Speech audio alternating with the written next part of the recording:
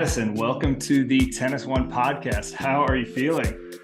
I am very excited to be a part of this. It's going to be the first Tennis One podcast in the app, and I couldn't be more excited to co-host alongside you, Patrick.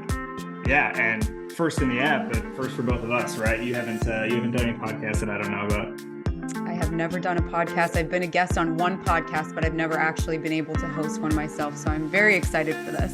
Yeah, we're joining the club here. You know, we're not the first to do a podcast, as it turns out, but no, it's fun. You and I both listen to podcasts constantly, and I think this was long overdue. And as both big tennis fans, it just makes sense, right? So definitely. So yeah, let's just kind of for new listeners, let's get a little background on ourselves and what we do at Tennis One. My name is Patrick Kuhle. I am 29 years old, and I work for Tennis One app. I live in Milwaukee, Wisconsin, and I've been with Tennis One for just under 2 years now. I used to work at Wilson Sporting Goods marketing tennis rackets before this. So, I've only been out of college like 7 years, but I've worked in tennis the whole time and been very lucky. Played college tennis as well, Division II at Quincy University, and my dad teaches tennis for a living. So I just can't escape the sport. But it's, very fortunate to work in tennis. And, at Tennis One, it's a startup. So I could tell you what's my one job at Tennis One. We all kind of do a lot of different things. Marketing the app, posting to social media, doing podcasts, running what you actually see on the home screen. There's so many different things, going to tournaments and covering them as journalists, which I think is what you and I most enjoy as two aspiring journalists. So it's been really fun to work here. And I know we're both super excited to do this podcast and kind of just get into, becoming, I guess, journalists, right? And just kind of covering the sport we really like. So Madison, why don't you tell us a little bit about yourself? Yeah, much of the same for me, as you just said, Patrick.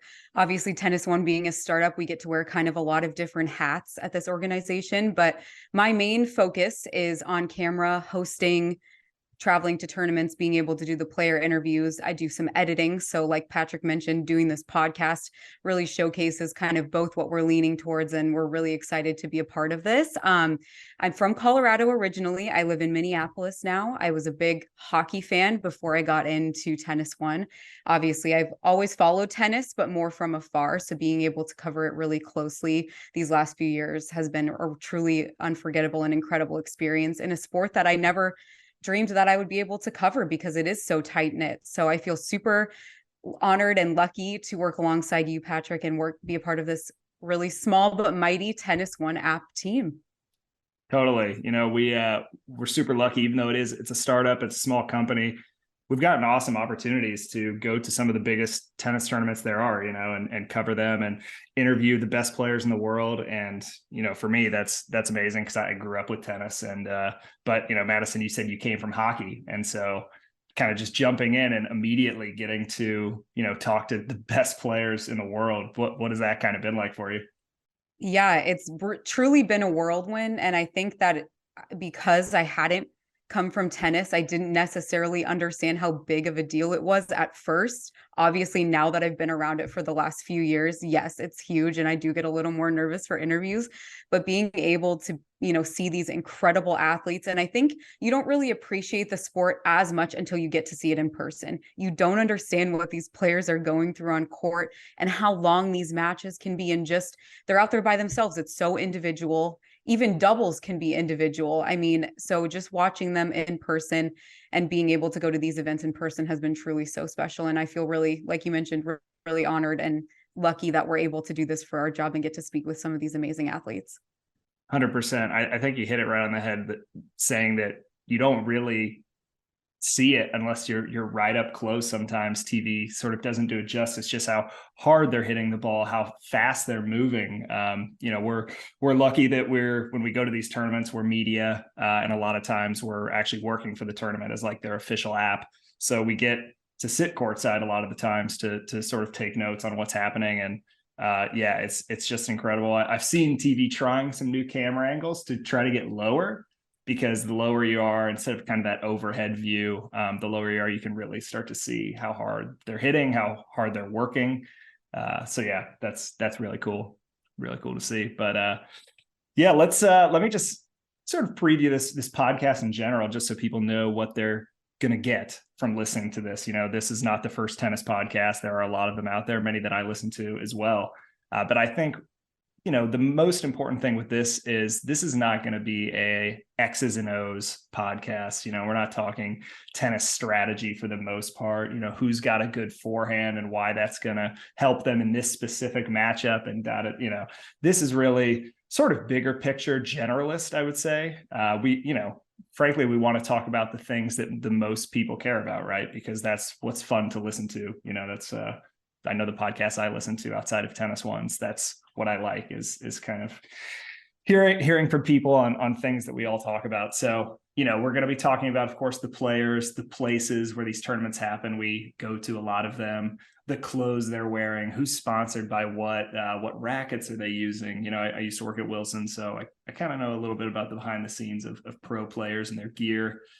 Top headlines, during the slams, even, the history of tennis, because I think that sometimes gets lost a little bit in our millennial Gen Z. We kind of act like if it didn't happen while we were alive, it didn't happen. But right, I think brush it under the rug. Yeah, I think it's important to kind of talk about that. And I think a big part of this podcast that will be really fun for you and I are doing lists. So that's, let's talk about the top 5 this or our favorite 10 things that happened here and just kind of going back and forth with those. And I think it'll be a really fun thing for us and as well as for people to listen to. So with that said, do you want to get into it? Yeah, absolutely. And like you mentioned, we're going to talk a lot with lists throughout this podcast. And we decided what better way to start off our very first episode of the Tennis One podcast with lists. So we're going to actually go back and talk about our top 5 favorite moments in 2022. All right. At my number 5, I have the Ajla Tomljanovic and Serena Williams match, Serena's final match. Patrick, I do want to talk to you a little bit about this after I go through my points because you were actually there in person. So we'll get to that in just a few. But that match was honestly one of the most emotional matches to watch as a fan. And I was not there. I was literally watching it on my computer because that's the only way that I can watch ESPN. And it was honestly the most incredible display of tennis that I've seen in a really long time. I thought Ajla handled it so professionally. I have so much respect for her. I loved her as a player before that, and I have even more respect for her after that because going into that, I mean, we've seen her being teased in this new Netflix documentary, and she's saying how she was such the underdog in that match, and to go out against Serena, obviously a crowd favorite being in the US, but also it's Serena Williams. Of course, she's going to be a crowd favorite. It goes to 3 sets, but they both played so well. Serena really put on a show. Her outfit was incredible. Just the way that she spoke was amazing. And then, just at the end of the match when she talked about her sister and they showed, the montages, it was truly an incredible display of athleticism and respect on both parts. And I really admired that match. So Patrick, I want you to tell us a little bit about being there in person. And you got to see a couple Serena matches there at the US Open this year, but just your experience. Yeah, I was at the 3 matches she played this year, covering the tournament for Tennis One, and totally unlike any match I've ever been at. Serena in New York is an entirely different. It's unlike anything in tennis. So obviously Serena plays tournaments all over the world, but when she's in New York with that crowd, there's just so much. There's so much hype. There's so much drama. Obviously, she's had a lot of success there. She's American, but even as the years gone on and, she's getting closer to the record and stuff, every time she plays there, it's oh, is this going to be the one she does it at? So there's just so much hype. And then obviously, she announced the retirement beforehand. So it just compounded that hype. And those matches they were all crazy. It was so loud. It was by far the loudest tennis match I've ever been at. I didn't even seem like it was a tennis match because it was so loud, And the US Open's famous for being loud. There's never dead quiet there like Wimbledon. It's always just a constant hum of sound when you're in Arthur Ashe, especially since they put the roof on and kind of, the acoustics are even more closed in. But it was just so loud. And obviously she lost at Wimbledon this year, first round, I believe, to Harmony Tan. And so, that's not how she wants to go out at the US Open, right? Especially if it is her last one. And to, win those first two matches, the second one against Annette Kontaveit, who was ranked 2 in the world, I think, at the time. Tiger Woods is in Serena's box. Like it was just crazy. and you felt so bad for these players she's beating, because like they're really nice people. And I've never seen such one-sided crowds. It was like 98% of people, probably more than that, it's really just the other player's box that was rooting for that player. And that you can really see if you saw like Annette Kontaveit's press conference after, and how much she was affected by it. It was tough for her to play in that environment, as it would be for anyone. And I think that really helped Ajla Tomljanovic, seeing how that, to kind of be ready for that. Like, wow, I see how hard that was for Annette. So now, I kind of even know more what to expect going into it. And she just battled, and it was so mentally tough. And that match was, it was like everybody was hanging on every point. Arthur Ashe is like crazy. Yeah, it's like, it's the biggest tennis stadium, by far. And when you sit up pretty high, which I was for that last match, I was very high. It's kind of hard to be interested in the match when you're that high up. You're like, oh, I'm just going to get on my phone or whatever, because like it's so far. You like literally hear the ball, you hear the shot like a second after you actually see it hit, because you're so high up, and the sound, it just takes a while to travel that high. But like, I was actually with my dad, and we just were like every single point, like totally locked in, because it was so dramatic. And anyway, it was quite an experience. And a great show for Serena. It would have been cool to see her keep that one going, because it was winnable. But yes, it was. So. But went out the way she should. Do you think she's actually done though? I wanted to ask you that real quick before you get into your.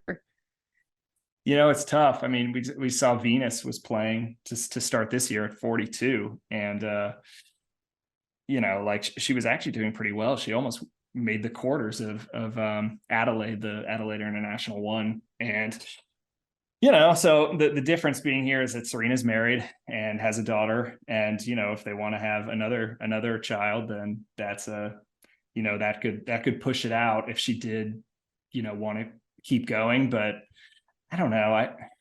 Maybe she has one more big tournament. Maybe she really gets the itch, depending what's going on with her personal life, and all of a sudden Wimbledon's rolling around, and like, does she want to, give it one more go? I remember she said, talking to Tiger, that he said, you should just for 2 weeks straight practice every day, 100%, and see how you feel at the end of the 2 weeks, and use that as kind of a gut check. Like, do I think at this level I can, do some damage in a tournament? Yeah. So, I think that's a possibility, but it also felt like she kind of, and she even said it, she doesn't really know how to say goodbye, because just all she's known since she was, 2 or 3 years old, or whatever she was when she started playing. So it's hard to walk away from that, especially when you're the best at something in the world. You go from being the best at one thing to like, what almost commonplace everything else, right? So yeah, I couldn't even imagine, but very fun to watch her this year at the US Open. Yeah, so that was a great number 5. That's I can't wait to see what you got for 4, 3, 2, and 1, because that's a strong start. Stronger. I'll admit that's stronger than my number 5. But I had Miami Open for number 5, because Tennis One, that's our biggest tournament that we get to cover. All the best players are there for the most part. So it's really cool to see those players, get the chance to interview them. Great team down at Miami with IMG, the group that runs it. Just awesome people that make you really feel a part of it. But the results of the tournament were so cool. Alcaraz winning the men's, it was his first Masters 1000, and Swiatek winning as well, and kind of sort of inheriting, but proving she deserved the number 1 ranking with Barty retiring. that was really cool to kind of see her get the #1 ranking trophy there, and people were there to congratulate her on court. Some of, Lindsay Davenport and some other James Blake, famous players. And it was just really cool. And, Alcaraz, kind of seeing what he was like as a person for the first time. He's such a good guy. Like, he stayed so long after every match to sign as many autographs as were being requested. He, like, at one point he had been riding the bike after a match, kind of cooling down, like probably 20 minutes after he had signed his last autograph. And this little kid was just like, Carlos, like yelling at him from across my gosh, from across where the kid was and kind of the fan area. And he like got off the bike, jogged over, like took a picture with the kid, signed his hat. And it just like, you could see how good of a guy he is. And for me, that was cool. And then to kind of see the run he had was, which I may talk about later. So. Well, I mean, just the fact that you got to see both him and Iga, and then, look at where they ended the year. And that was, April. That's pretty cool that they continued their success stories and, made even better and finished on top, both of them. So the tournament was kind of a microcosm for the season, and Iga had won a lot of tournaments going into Miami. So it was like she'd already sort of started to dominate, and that was kind of like almost a capstone on it. And then obviously won Roland Garros after that. And so anyway, that was my number 5, Miami Open. What was let's go to number 4. What do you got? Yeah, that was a great number 5. I have for my number 4 Nick Kyrgios Wimbledon run. I mean, that was so fun to watch. He is a player, obviously a controversial one, but a player that is just so fun to watch. Even when he's getting angry on the court, I don't know. I love to watch him. I love it when he goes far in tournaments. And I think people love him or hate him, but they want to watch him. So the fact that he played Novak in the final, I mean, he put on a good show. It was a tough match for him, obviously, but and just the fact that he and Novak, had their differences before and then kind of came together and we're talking about going out after Wimbledon and that it was going to be on Novak Djokovic's dime. I mean, it was really fun to watch. I was excited for him. And I think that he's kind of someone that you don't really see a lot in tennis. And especially like me coming, knowing obviously the big 3 and Serena and kind of these class act tennis players, he kind of brings a different little spice to the game. So I appreciate that. He's very fun to watch. So that was my number 4, was him making it all the way to the Wimbledon final and putting on a good show. Yeah, I mean, coming from outside of tennis, had you heard of him before you started working at TennisOne? I did hear of him, but like it was, kind of before he started climbing the rankings, right? Like I had heard of him and I knew him because I have a couple friends who follow tennis closely. And like, obviously when I would watch the slams, his name would pop up, but yeah, definitely came on strong, when I started, and just watching kind of his climb to success has been really fun. Yeah, he I mean, he's never had like a consistent ranking, right? Because he in the past he's kind of one of those guys that got up for the big matches, but sometimes not so much with the smaller matches, and had injuries because he didn't really have a coach, or like he kind of was famous for always saying like, I don't stretch and stuff like that. So yeah, kind of a character, but obviously super intriguing and fun to watch. So yeah, that's a good number 4. It's too bad that there weren't ranking points, because I know he didn't really end up benefiting from that where he deserved to be in the rankings. Like best result of his career. So that's obviously Novak didn't either, but Novak he's Novak. He's been number 1 quite some time. So right. Yeah. Okay. Number 4, I have Alcaraz's US Open run. Love it. Like, I think we're all kind of waiting for a player to step up that's not part of the big 3. And watching Alcaraz, even at Miami, it kind of felt like he could be the guy. There's been other times where that has seemed to be the case, whether it's been like Tsitsipas or Zverev or Thiem, before he got hurt. And Thiem, did win the US Open against Zverev in 2020. But, if Djokovic isn't in the draw, it's kind of, it just doesn't feel like, like they're over the hump. Like you want to see them beat the very best to get that title. And Djokovic wasn't at the U.S. Open either this year, but I don't know, it kind of felt like Alcaraz was just playing so well. It did feel authentic, and that he could have won anyways. That he could have won anyways. I mean, he did beat Djokovic earlier in the year on clay, but Alcaraz had like 3 5-set match wins in that U.S. Open. That Sinner match was crazy. I don't know if you watched that, but it was a late night match for sure. The really late one. I tried to make it. I don't think I quite made the end. Yeah, that was super fun to watch. And then, actually the final was a rematch of the Miami Open final with playing Casper Ruud. And, I like both those guys. So me too. Yeah, would have been cool either way. But yeah, to kind of see Alcaraz get his first slam and then become the #1 ranked player in the world, that was pretty awesome. And sort of answered some questions we had, but we'll see. It's too bad he's not playing the Australian Open because of this injury, because we want to see him and Djokovic in the draw healthy to see what happens. I know. We were so close too. I mean, it just always seems like there's something. I know that obviously injuries are incredibly common, but would have been really cool to see what he could have done in Australia. Good. Yeah, for sure. And good news is he's young, so we'll see him back soon. But fingers crossed. I totally agree. And speaking of young players, my number 3, I put the Naomi Osaka and Coco Gauff match from the Mubadala Silicon Valley Classic. I picked that one because I was there in person. Yeah. And even though it was a smaller venue, it was absolutely electric. And it was the coolest thing I've ever been a part of. Like, they didn't even have enough seats for the media because it was so busy. Like, I remember I was standing in the back corner of like this little area that the media could go in, and I like could barely see, but I was still a part of it. It was so cool. They're both obviously so immensely talented young players.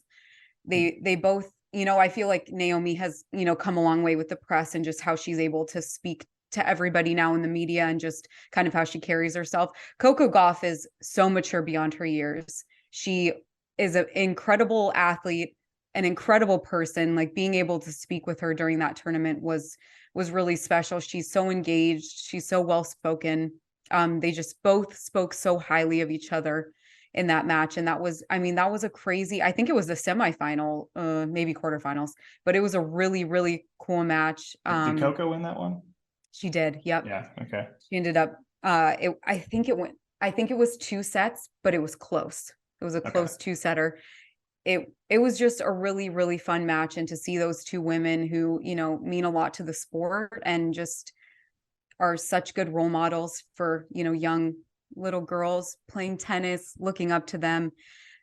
Obviously upsetting about Naomi pulling out of the Australian Open. I saw that. So, but yeah, both really fun to watch. It was a really very special atmosphere, and it was completely sold out. And I think from then on, all the matches were sold out at that tournament. So it was really exciting for them. They had a great draw this year. So it was very cool to see. And I really like watching the younger, especially American players, play so well. And like I said, Coco, such a great person. So that was a very fun experience to be a part of. So that's why it's my number 3. Yeah, definitely. Coco is one of those players that, we mentioned sitting like lower level and really appreciating like how hard they're working and stuff. She, like you said, such an amazing athlete. When you are sitting that low, like that close to the court, and you watch her, you're just like, oh my gosh, like she's maybe one of the best athletes out there, right? So absolutely, if not the best. And that's kind of a good transition into my number 3, because I have the Ash Barty walk-off at the Australian Open last year as my number 3. She was probably the best athlete in women's tennis. I was just watching some of the highlights from some of the matches she played that tournament. I don't remember watching, but frankly, just I don't remember watching a women's player that just like, she has such variety, like with her game. She was using so much slice and coming to the net, and just like she had it all and was such a great athlete. She's like a scratch golfer. She left pro tennis to play pro rugby for a little bit and then came back. Like, she's an insane athlete. And she totally dominated the tournament, despite, how much pressure there was to win it as an Aussie. She didn't lose a set. Yes. The only, like, in the final, it was the only set I think that even went to a tiebreaker. All the other sets were like, it was like 6-2, 6-2, and just stuff like that. She just totally dominated.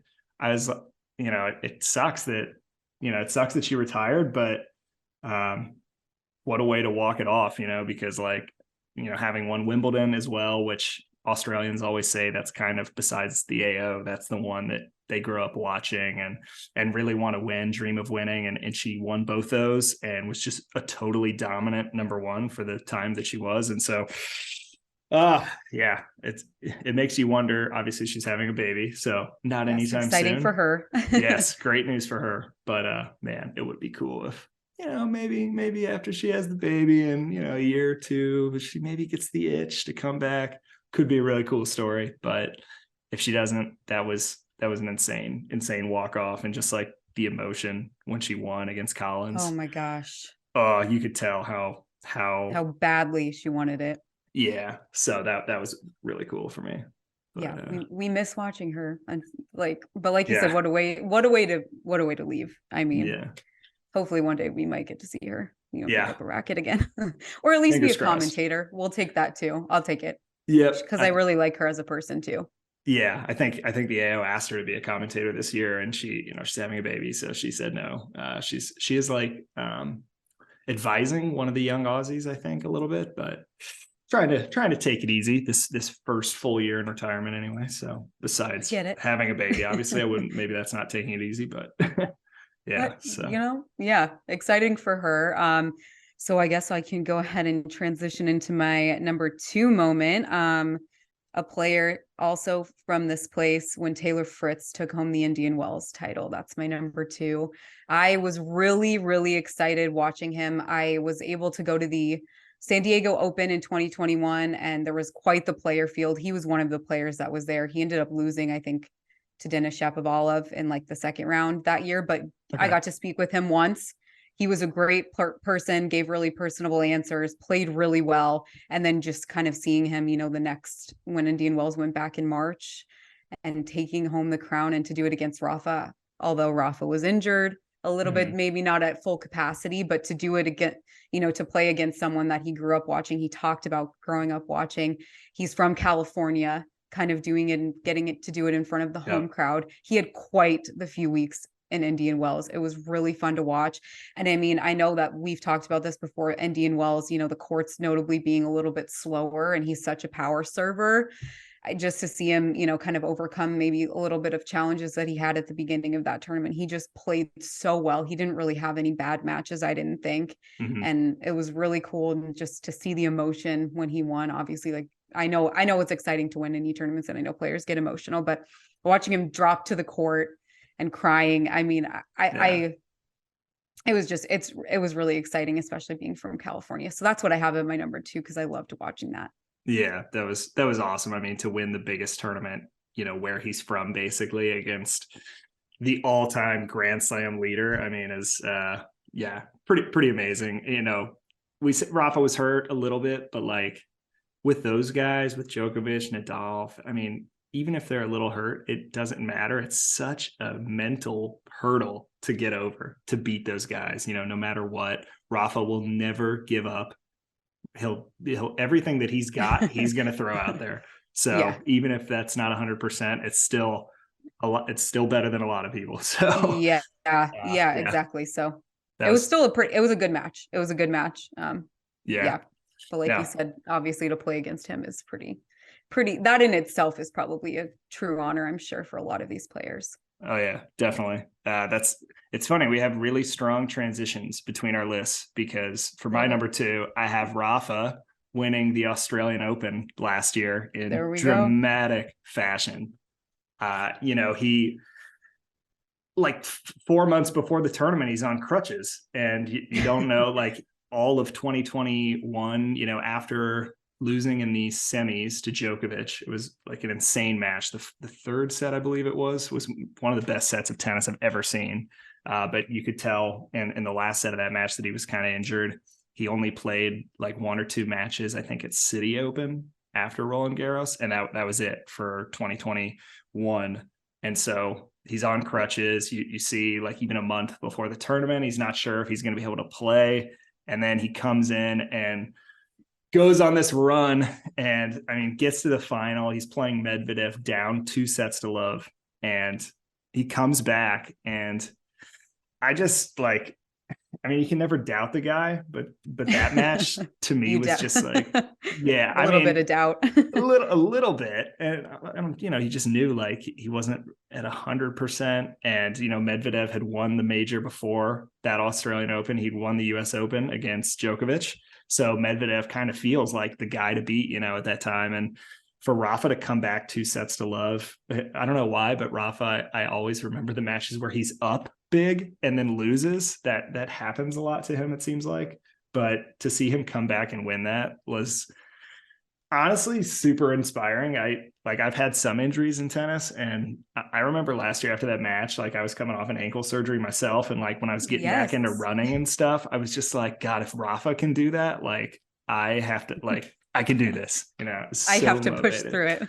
Yeah, it was just like, oh geez, it like makes me tear up even thinking about that. So yeah, that was really cool to see, and just like a great start to the year for tennis. That's one of the things that's so fun about Australian Open, is just you're fresh, ready for some good tennis. And yeah, what a great result. So that was my number 2. Such a fun way to start off the year in Australia. Who wouldn't want to be there, you know, in their summer in January? Yeah, it looks great. The answer is no one. No one would not want to be there. So yeah, I wish I was there right now too. So yeah, it's a great way. I agree. That was a really special moment of 2022. Hard to believe that was almost a year ago. I know it's going by fast. So here we are, fresh start to the year. And yeah, I'm excited to see what happens at this AO, but we'll talk about that a little later. So yeah, what do you have for your top moment for 2022? Yeah. So my top moment came a little bit later in the year. I put down the Laver Cup, just in general, because not only was it Roger Federer's farewell, but Team World upsets Team Europe for the first time ever. And I mean, that Laver Cup was absolutely unbelievable to watch. Obviously, Roger being the top story, of course, and it was so emotional, and, you know, just seeing the emotions on all of these guys, and just the crowd, and him like bawling, heaved over, like hysterically crying, was something that, you know, I could never picture him doing. But the montages that they played, I was in San Diego, so I literally was watching it from the media room there, and I still was crying, because it doesn't matter what screen you see that on, seeing the display and just everything that he's accomplished in his career. And then to go out like that, obviously they probably would have preferred to win the Laver Cup. Yeah. But yeah, that was my top moment of 2022, just because the legend retiring, and then, you know, the upset was kind of fun. And all of these guys, you know, I think they voted Felix MVP of that, because he really was clutch. Tiafoe obviously playing incredible, and then Jack Sock and him being able to beat Rafa and Roger in doubles, insane. Oof. Yeah. tough for Roger, but yeah, tough to go out on a loss. But I don't think anybody even thinks about that at this point. Even after it happened, it was just like, and by the way, that is also my number 1, is the Federer Laver Cup retirement. Yeah, you know, Team World winning is awesome, because they've never won it. They've been close several times, and you honestly didn't think that this was going to be the one that they did win, because like the Team Europe had Federer, Nadal, Djokovic, Murray, like the big 4 on this team. And, you know, obviously not all of them are in their prime, but like, you still just think, there's no way. But I think it kind of speaks to what a strong format the Laver Cup has, that even if it looks like one team is really stacked, or it's a little lopsided, anything can happen in that format. And so that was really cool. But yeah, the Federer retirement, like a lot of people, he's my favorite player by far. And yeah, to see that, I'm kind of like him. He's a crier, you know. He's kind of been famous for crying in some big moments, whether it was winning certain slams or losing in the final to certain slams. Like, yeah, he's an emotional guy. So that I think that hit everybody that night, especially, you know, just those famous pictures of Rafa and him. Like, geez, man, that was you don't see that in other sports. You don't see like the absolute top rivals crying, holding hands. Like, geez, No. it's yeah, that was an amazing moment. Like, what a cool way to go out.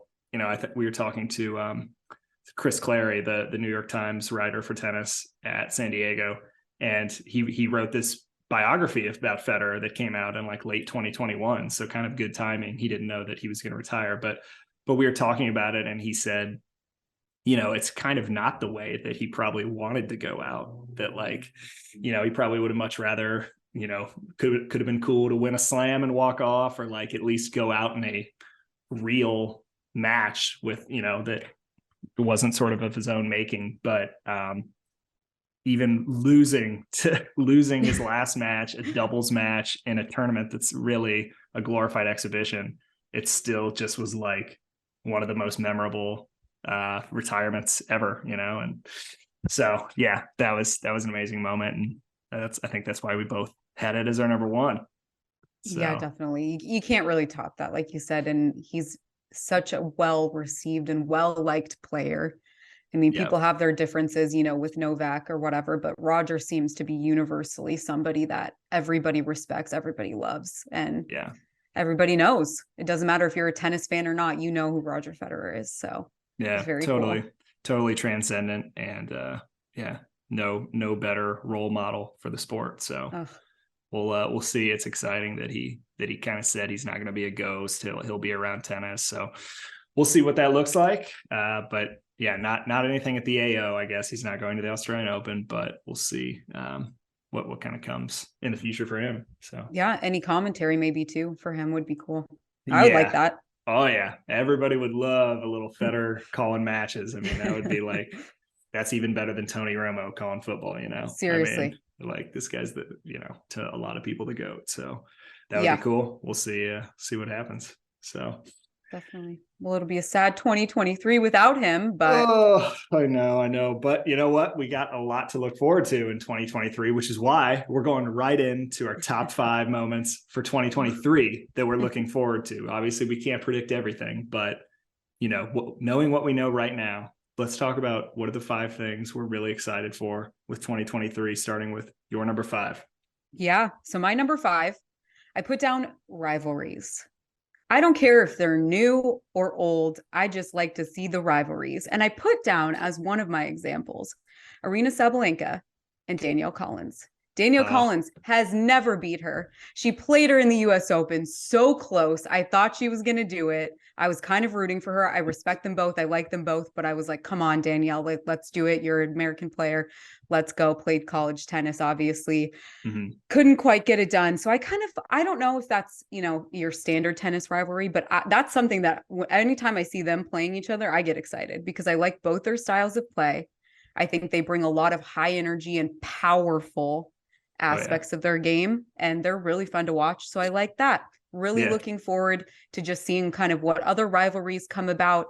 If, you know, obviously we love it when the big 3 get to play each other. That's huge, obviously. But seeing kind of some of these other, you know, newfound rivalries, because obviously they're not going to be around forever. Rafa said he doesn't know when he's going to retire. He doesn't know. Could be this year, it could be next, like, we don't know. So just kind of seeing kind of some of these new storylines develop, I'm really excited for that. Yeah, I mean, you said you don't know if it's a rivalry or not. You know what? Totally defined by fan interest. If there's fan interest in a certain matchup and it happens more than once, boom, rivalry. So there we go. And that's one Sabalenka and Collins. That's like, talk about just firepower. Like, man, huge hitting and just like so competitive. Feisty is the word a lot of people would use for sure. And just, ultra competitive. So that's a great one. You know, Alcaraz Sinner, like, what a match that was at the US Open. That'd be great to see those guys play a little bit. And, you know, it'd be, again, everybody wants to see Alcaraz and Djokovic. Like, let's get a little rivalry going with the next gen and the old guard before Djokovic is, you know, I think he's still got a few years to go. So we can, let's get that going. Let's get the match count up for those two, because that would be super fun to watch. So good start. I have number 5. I just have the Australian Open 2023. There we go. I love staying up to watch Australian Open tennis. You know, I really first started doing that in college with like my college tennis teammates. We would stay up. I remember watching like a Federer Djokovic, I think it was like a semi in 2015.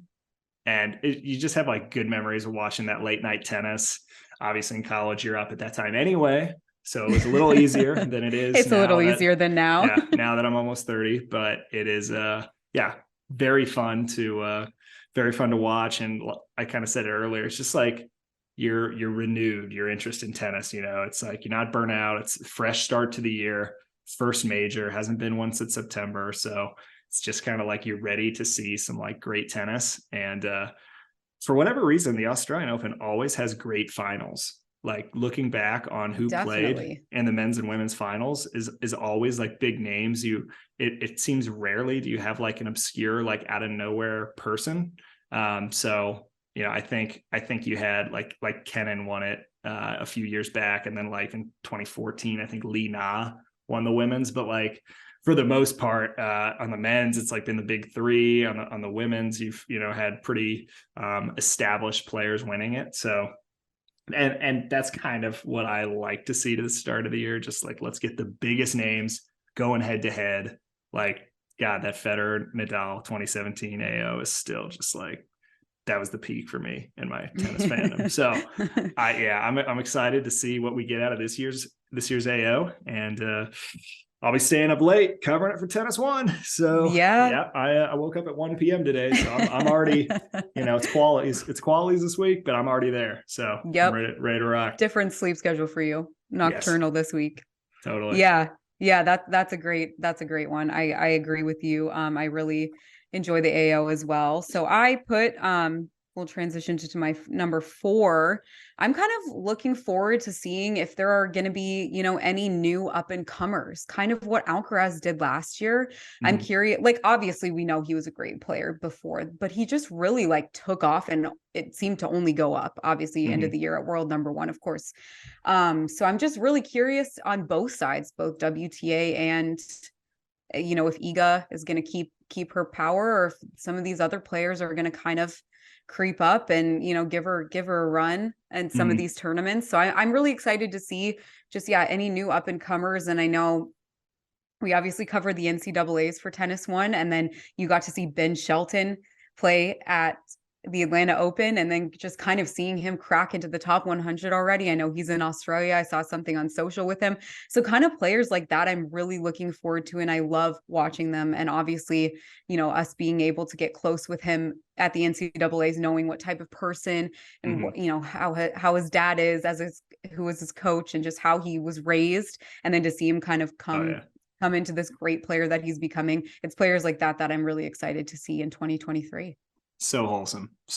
Just that him and his dad, you're just like, wow, what that's the peak right there. Oh, the nicest people. it's like we planned this, because my number 4 is Ben Shelton upside. That's what I got at number 4. Like you said, you were there. He won the NCAA's the singles title last year as a sophomore, I believe, right?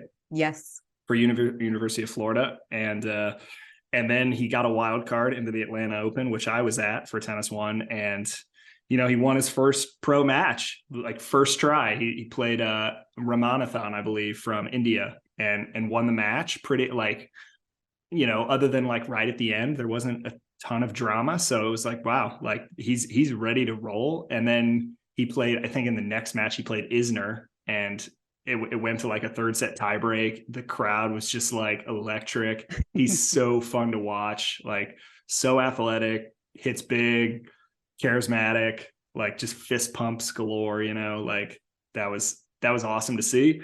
And then after that, I was at Cincinnati watching, I went with my fiance Maggie and my aunt, and he just works Ruud, like top 5 player. He beat him like 3-3 at Cincinnati, like his first Masters 1000. So like, geez, just huge upside. Unfortunately, he lost. He got a major wild card US Open, lost to Nuno Borges from Portugal, who also played college tennis for Mississippi State. That was a tight match, but Shelton didn't get through. There was a lot going on. I think outside the court with Shelton, just like there's, so much hype around the US Open. We talked about it with Serena, but like, everybody's asking, oh, who's in his box?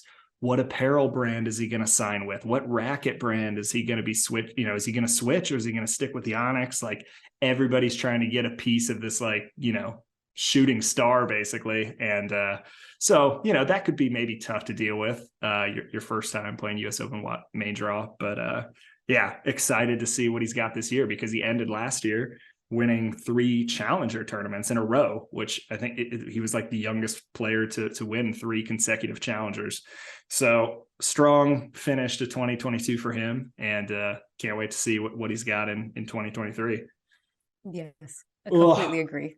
Yeah, he's a Tennis One fan favorite for sure. So yes, we really enjoy watching him play. So we're kind of backtracking now. The transition isn't as smooth for me for this one, but I'm going back. My number 3 is the Australian Open. Really excited about it. I'm excited to, just kind of see, like we talked about, Barty's not there. So it's going to be a new WTA player being crowned. Djokovic gets to play this year, so that'll be different than last year. Obviously, we talked about no Alcaraz, so that's unfortunate, but Rafa will be there.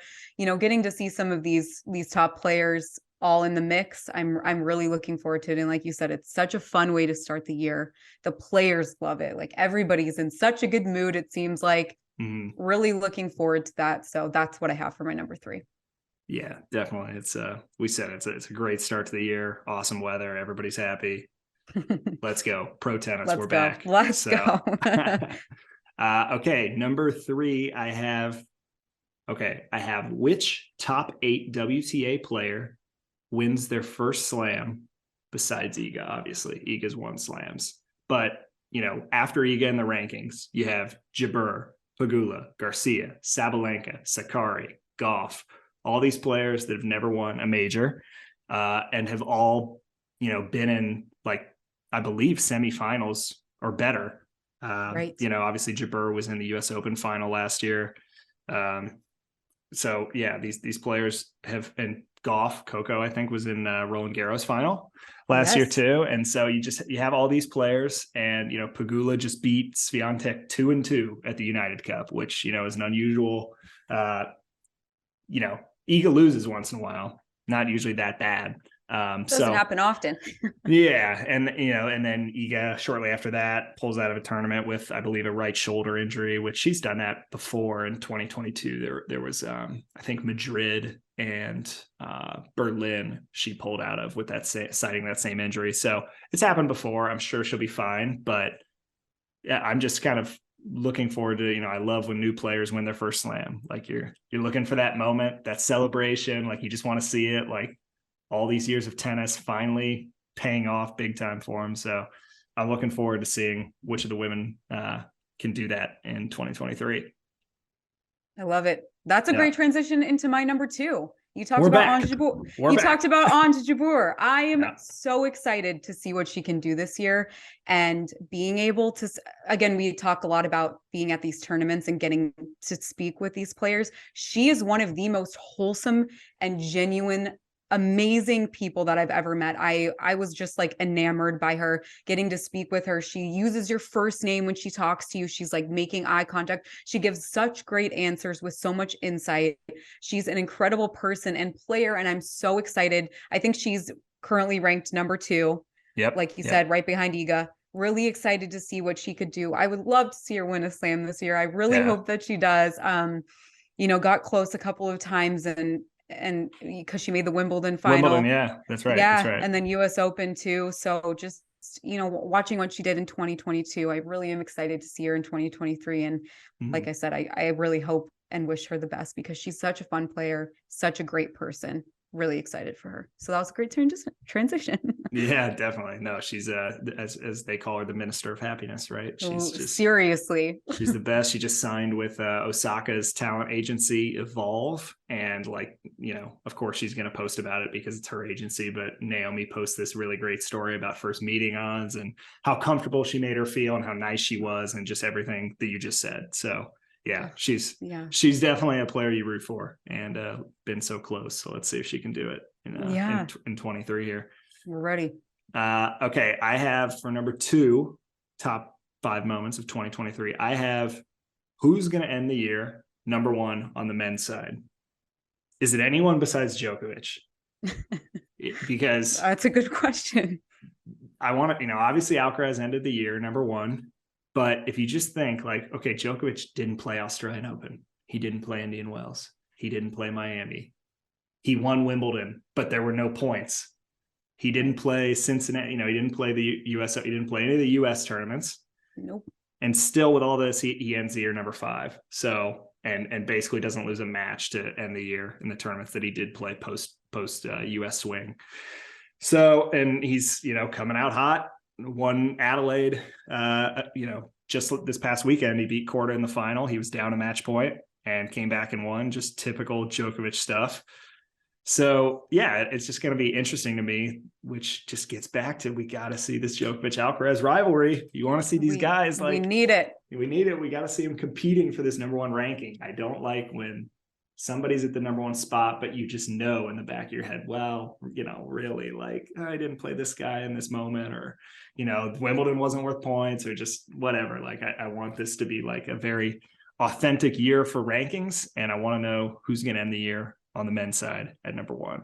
So yeah. And like you said, with us, authenticity, like we want to see the real deal the whole year. Yes. That's what tennis fans want. That's what everybody wants. 100%. And in all sports, that goes for all sports. So you want to see the real deal. Yeah. You touched on it a little bit. You talked about Sebi Korda.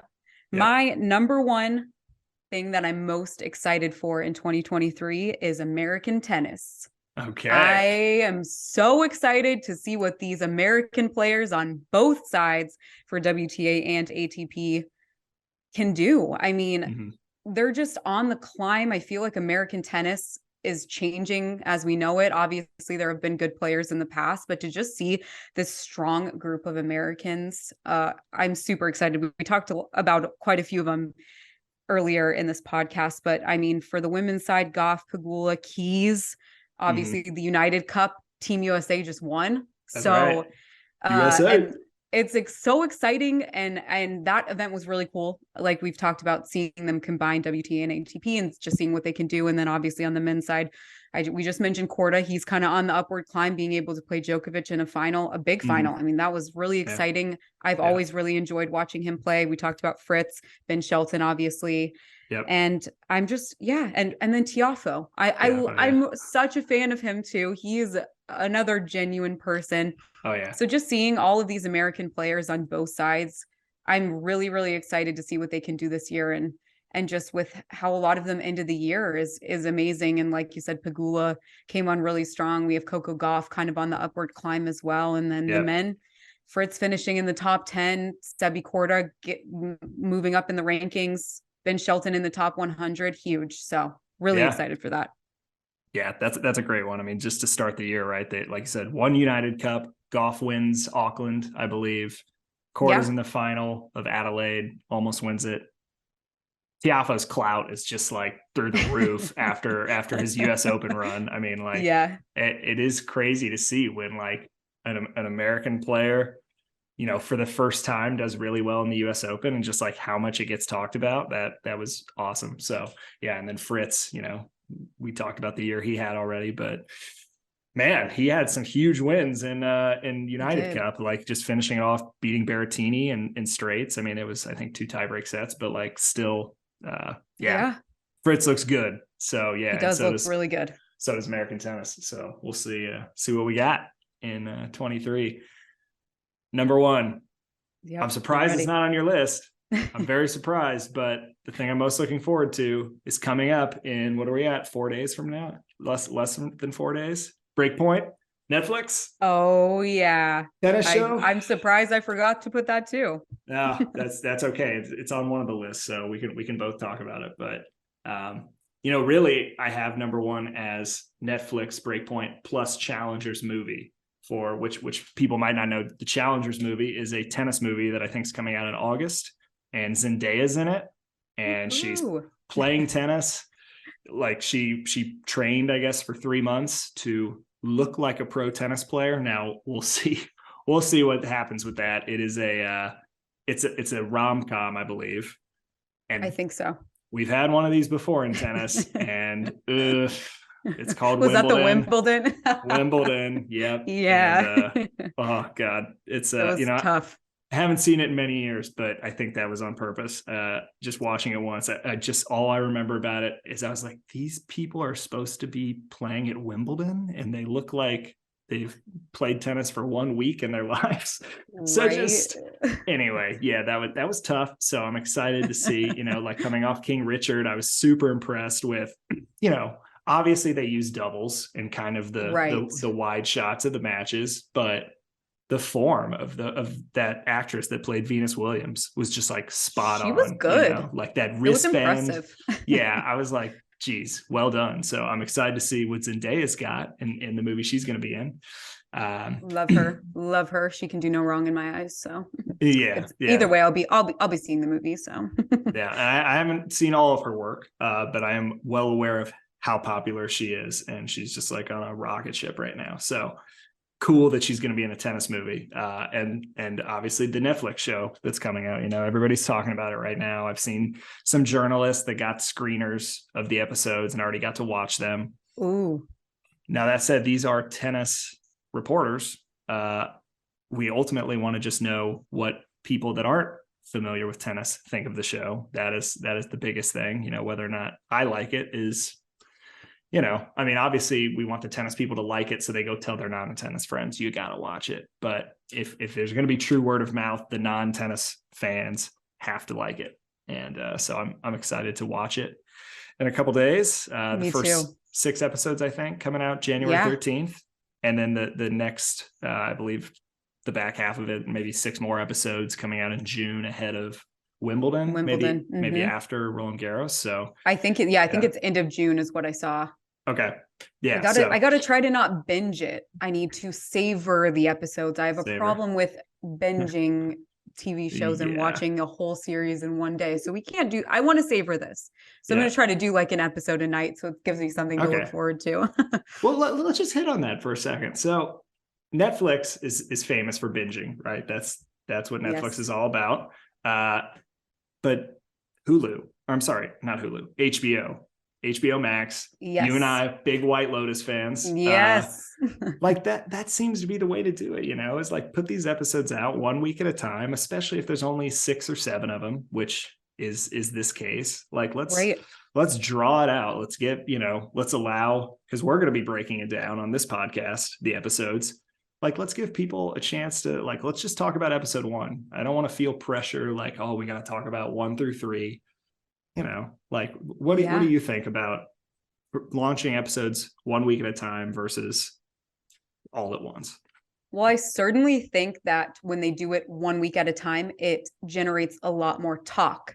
Because let me tell you, I'm a Euphoria fan, and Euphoria Sundays on TikTok was it was insane. It was like a little cult almost. Everybody was talking about it. Same with White Lotus. They release their episodes every Sunday. And then the next day on TikTok, you would just see all these theories, fan things. Granted, this is more, reality. It's a documentary series. So it's a lot more real than White Lotus or Euphoria was.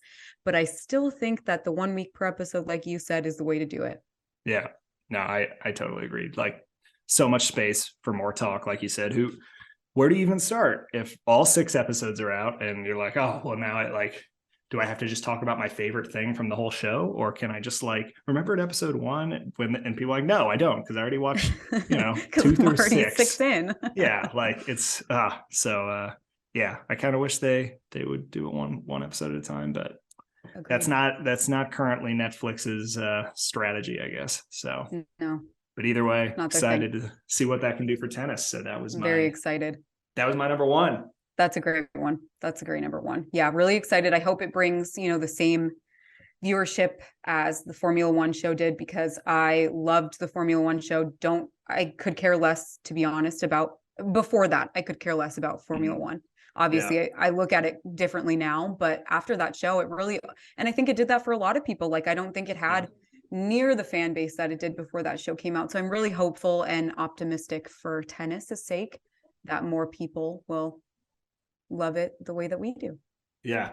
Totally. I think I said to you the other day, like before this Drive to Survive show, I feel like the only reference to F1 in American culture was like in Talladega Nights with Sacha Baron Cohen's character. I can't even remember what he was called, but Ricky Bobby's rival in that show. So yeah, amazing what that show did for F1. I have friends that are like spending big money to go to these races. There was actually one in Miami Open right after Laura and I, our colleague, were there last year, and it was cool to see him building that, and then to watch it, just like so much hype around those races and stuff now. And that's an individual sport, so again, I think it can be the same for tennis, where it's people are sort of fascinated with individual sports. So I completely agree.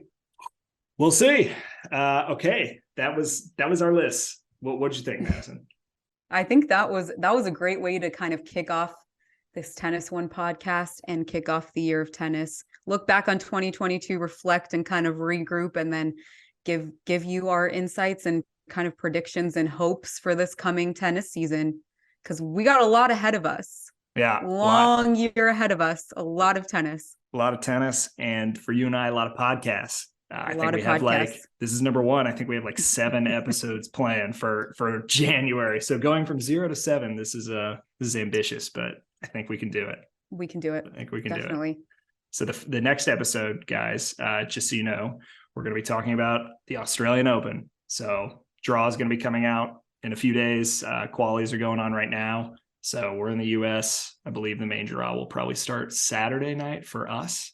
So we're going to try to get a preview out to you guys at the end of this week, kind of looking forward ahead for that. And then shortly after that episode, we're going to be talking about Breakpoint. Everybody's going to be talking about it. We're doing the same, because let's promote the hell out of this thing. Like, this is what tennis needs. So we need it. We're ready for it too. Very exciting things to come. Yeah, we're very happy about this podcast, and we thank everybody for tuning in for this very first episode, and we hope you enjoy, and we'll make sure to try to get you guys involved for future episodes. We obviously love to hear from our fans, and you guys are great about reaching out on social media and everything, so we would like to incorporate any questions that you have, obviously, in the podcast in the future. So we're excited about this. Yeah, definitely. If you guys, we're going to be doing a mailbag towards the end of future episodes. Obviously, this is the first episode, so no mailbag. But if you do have questions, comments, anything you want us to shout out during our podcast, there's a section underneath this in the app that you can comment.